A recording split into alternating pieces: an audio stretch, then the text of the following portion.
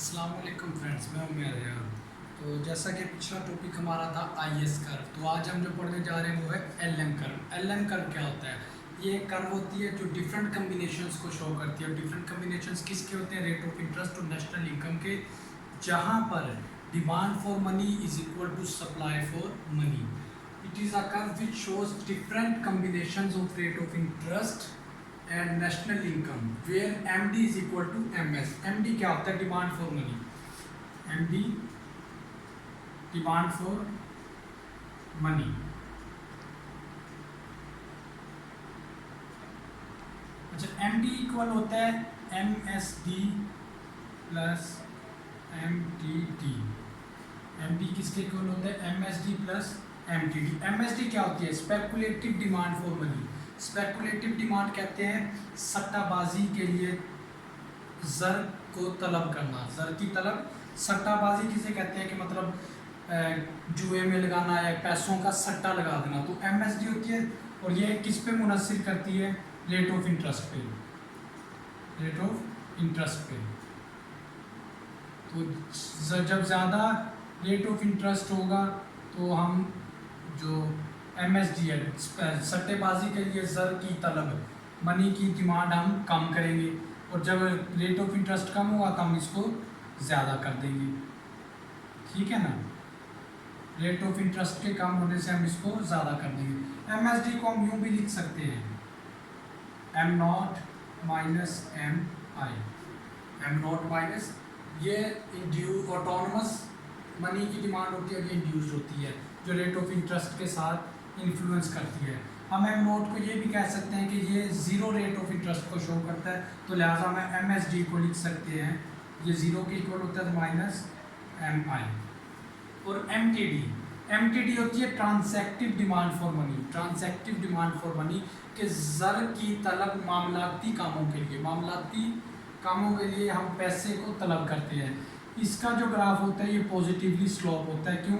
क्योंकि ये हमारा इनकम के साथ करता है कि जब हम इनकम हमारी ज़्यादा होगी तो हम ट्रांजैक्टिव रोज़मर्रा के मामलात में तलब को ज़्यादा कर देंगे पैसे की, और जब हमारी इनकम कम होगी, जब हमारी इनकम और ज़्यादा होगी तो हम इसको और ज़्यादा कर देंगे। मतलब इनकम के कम होने से ये भी कम हो जाएगी और इनकम के ज़्यादा होने से ये भी ज़्यादा हो जाएगी। तो ये थी हमारी M T D. M T D को हम लिख सकते हैं के वाई। वाई किसको शो करता है? इनकम को। और के है proportional for cash, proportion for cash, तो ये के इसको शो करता है। तो अब इनकी वैल्यूज पुट करने के बाद हमारे पास एम डी किसके इक्वल आ जाता है? M D is equal to minus M I, M S D की जगह एम नॉट, और एम टी डी की जगह हम पुट करेंगे प्लस के वाई। एक चीज़ मैं आपको बताता चलूँ, जैसा कि डेफिनेशन में भी हमें पता चला M D is equal to M S, मतलब इक्विलिब्रियम लेवल क्या है? M D is equal to M S. M D is equal to M S. तो हम इसमें ये भी लिख सकते हैं कि M S is equal to M not, मतलब कि मनी फिक्स्ड है, सप्लाई ऑफ मनी जब फिक्स्ड है तो एम नॉट हम इसको लिख सकते हैं। तो ये हमारी पूरी इक्वेशन किसके इक्वल आ जाएगी? एम नॉट एम डी की जगह हम लिख रहे हैं M D is equal to M S is equal to M not, then M D also equal to M not. M not is equal to minus M I plus K Y. तो ये हमारे पास जो आ गई है इसकी equation. अब हम इसको अगर देखें तो हम इसमें से इसकी वाई की वैल्यू निकाल सकते हैं। वाई की वैल्यू हम कैसे निकालेंगे? वाई की वैल्यू हम ऐसे निकालेंगे कि के वाई को हम इधर ले आते हैं, या हम इसको इधर ले आते हैं एम नॉट, ये माइनस है, इधर आके क्या हो जाएगा? प्लस हो जाएगा। तो जब ये प्लस होगा तो वाई की वैल्यू निकल आएगी easily M not plus M I divided by K. तो ये हमारे पास वाई की वैल्यू निकल आएगी। इसी के साथ हम इसमें से हम आई की रेट ऑफ इंटरेस्ट की वैल्यू भी इजीली फाइंड आउट कर सकते हैं। वो कैसे? कि हम इस एम आई को इधर ले आते हैं और एम नॉट को उधर जाके माइनस कर देंगे। तो M I is equal to K Y minus M not. Divided by M not, और एम इधर मल्टीप्लाई और उधर जाके डिवाइड हो जाएगा, तो रेट ऑफ इंटरेस्ट की वैल्यू हमारे पास इजीली फाइंड आउट हो जाएगी, and that is equal to I is equal to K Y minus M not divided by M. तो ये हमारे पास रेट ऑफ इंटरेस्ट की वैल्यू निकल आएगी इस तरह से, और ये हमारे पास वाई की वैल्यू निकल आई M not plus M I divided by K. तो अब हम इसको numerically M D is equal to M S, इसको फाइंड करने जा रहे हैं। M D is equal to M S, इसको हम न्यूमेरिकली अब फाइंड आउट करेंगे। हमारे पास डाटा गिवन है M T D, transactive demand for money 0.25 Y, तो ये हमें मालूम है ये किसकी वैल्यू है, के की। M S D is equal to 124 minus 200 I, और एम एस हमारे पास उन्होंने गिवन दे दिया है।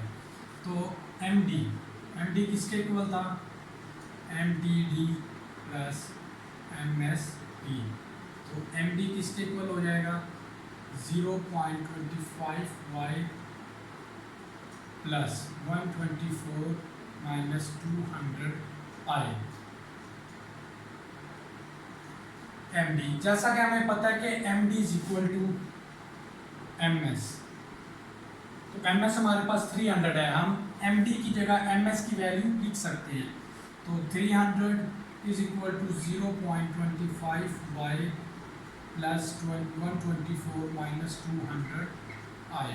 अब y की वैल्यू एक साइड पे करेंगे, बाकियों को एक साइड पे, तो 0.25 वाई 300, ये इधर प्लस है तो इधर आके माइनस हो जाएगा, और ये इधर माइनस है तो इधर आके प्लस हो जाएगा, and that is equal to 200 I.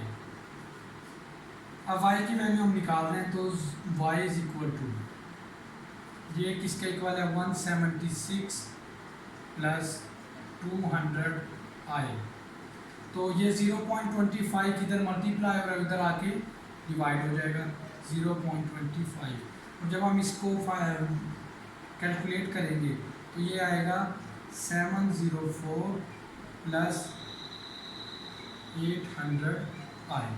704 Y की वैल्यू क्या आ गई, एल एम की न्यूमेरिकल इक्वेशन है, वाई हमारे पास क्या आ गई, ये लेट करते हैं हम लास्ट टाइम की तरह, आई इज इक्वल टू 5%, तो y हमारे पास क्या आ जाएगा, y आ जाएगा 704 प्लस 800 इंटू 5/100। 5% का मतलब ये है ना 5/100, ये 0 0 से कट जाएंगे, और y की वैल्यू आ जाएगी 704 plus 40, and that is equal to y is equal to 744। y हमारे पास क्या आ गया 744। अब इसी तरह इस 5% से हम सबसे पहले तो y की वैल्यू पुट करेंगे 744 MTD में। 744 जब हम MTD में पुट आउट करेंगे तो हमारे पास जो वैल्यू आएगी 744 जब हम MTD में पुट आउट करेंगे तो हमारे पास वैल्यू आएगी MTD is equal to 0.25 y। तो MTD is equal to 0.25 into 744, जब इनको इससे मल्टीप्लाई करेंगे तो MTD is equal to 186। MTD हमारे पास किसके इक्वल आ जाएगा 186 के। इसी तरह MSD किसके इक्वल था, MSD is equal to 124 minus 200 I, और आई कितना लिया था हमने 5%। MSD is equal to 124 minus 200, इसका मतलब होता है 5% मीन्स 5/100, 100 इंटू 2, और MSD इज इक्वल टू 2 से 5 को मल्टीप्लाई करेंगे -10, and MSD is equal to 114। MSD is equal to 114। अब हमारे पास MTD भी आ गया, MSD भी आ गया। अब हमने फाइंड करना है MD। हमें पता था MD demand for money is equal to MTD plus MSD, then MD is equal to 114 plus 186, MD is equal to 300, MD is equal to 300। जैसा कि हमें पता है इक्विलिब्रियम के लिए MD is equal to MS, LM का यही एक रूल है। तो M D is equal to 300 is equal to 300, hence proved. तो ये हमने मैथमेटिकली इस लॉ को, इस थ्योरी को हमने प्रूव कर दिया। तो ये हम एल कर्व की डायग्रामेटिकली एक्सप्लेनेशन करने लगे। हमारे पास 4 डायग्राम्स का एक पैनल है। डायग्राम नंबर 1 में हमने क्या लिया है, एक्स एक्सिस पे हमने demand for speculative demand for money और वाई एक्सिस पे रेट ऑफ इंटरेस्ट। मैंने जैसा कि आपको बताया था कि इन दोनों के अंदर ट्रेड ऑफ पाया जाता है कि जब रेट ऑफ इंटरेस्ट ज़्यादा होगा तो हमारी स्पेकुलेटिव डिमांड कम होगी, MSD1, और जब रेट ऑफ डिमांड कम हो जाएगा तो हमारी स्पेकुलेटिव डिमांड ज़्यादा हो जाएगी, MSD2।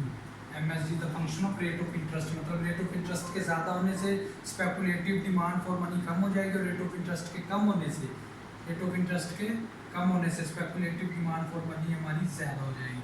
अभी स्पेकुलेटिव डिमांड ऑफ मनी को हम इसमें देखते हैं पैनल नंबर 2 में, जहाँ पे वाई एक्सिस पे ट्रांजैक्टिव डिमांड ली है और एक्स एक्सिस पे स्पेकुलेटिव डिमांड। MS का मतलब यह है कि ये एक दूसरे के उल्टे हैं।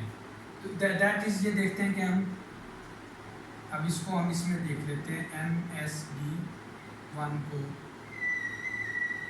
MTD में, MTD1, ये दोनों भी एक दूसरे के ऑपोजिट हैं MS1। तो ये MTD, जब स्पेकुलेटिव डिमांड इतनी है तो MTD1 हमारे पास ये हासिल है। जब MSD हमारे पास ज़्यादा हो जाती है, MSD2, जब ट्रांजैक्टिव डिमांड हमारे पास बढ़ जाती है तो इसको जब हम इसमें ट्रांजैक्टिव डिमांड चेक करेंगे तो ट्रांजैक्टिव डिमांड हमारी कम हो जाएगी। स्पेकुलेटिव डिमांड के बढ़ने से ट्रांजैक्टिव डिमांड हमारी कम हो गई। पैनल नंबर 2 में हमने ये डिस्कस किया। अब पैनल नंबर 3 में आते हैं, जहाँ पे ट्रांजैक्टिव डिमांड और इनकम का हमने रिलेशनशिप देख रहे हैं। जैसा कि हम पहले पढ़ चुके हैं, थोड़ी देर पहले मैंने आपको बताया कि transactive demand is a function of Y, दोनों में एक पॉजिटिव रिलेशनशिप पाया जाता है। वो कैसे? कि ट्रांजैक्टिव, मैंने कहा था कि इनकम ज़्यादा होने से हमारी स्पेकुलेटिव ट्रांजैक्टिव डिमांड भी ज़्यादा हो जाएगी और इनकम के कम होने से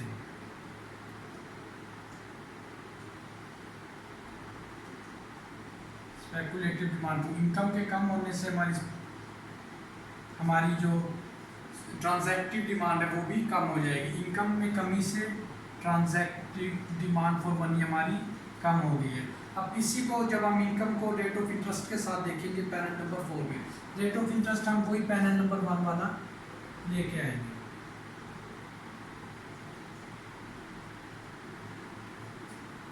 ये I1 है और इसी रेट ऑफ इंटरेस्ट को हम I2 को भी हम इसी में इंक्लूड करेंगे, दैट इज I2। अब Y1 को देखना है हमने इसमें, ये पॉइंट ए, Y1 को पॉइंट ए पे इंटरसेक्ट कर रहे हैं, ठीक है। और अब इसी तरह Y2 को जब हम इसमें देखेंगे रेट ऑफ इंटरेस्ट में, ये पॉइंट बी पर इसको इंटरसेक्ट कर रहे हैं जिसको हमने Y2 दिया है नाम। अब इससे क्या हमें शो हो रहा है कि जब रेट ऑफ इंटरेस्ट कम होता है तो हमारी इनकम भी कम हो जाती है और जब रेट ऑफ इंटरेस्ट हाई होता है तो हमारी इनकम भी ज़्यादा हो जाती है। तो अभी पॉइंट ए और बी को जब हम मिला देंगे तो हमारे पास एक कर्व हासिल होगा LM। अभी LM हमने रेट ऑफ इंटरेस्ट और नेशनल इनकम के कम्बिनेशन से कर्व ड्राइव किया है जिसको हम LM का नाम दिया और LM के ऊपर है MD is equal to demand for money is equal to supply for money. इसके हर एक पॉइंट पे MD is equal to MS है। तो LM कर्व क्या पढ़ा हमने कि it is a curve which shows the different combinations of rate of interest and level of national income where MD is equal to MS। तो उम्मीद करता हूँ आप सबको समझ आई होगी। मज़ीद अगर कोई भी क्वेश्चनिंग हो तो प्लीज़ लाजमी कीजिएगा। अल्लाह हाफिज़।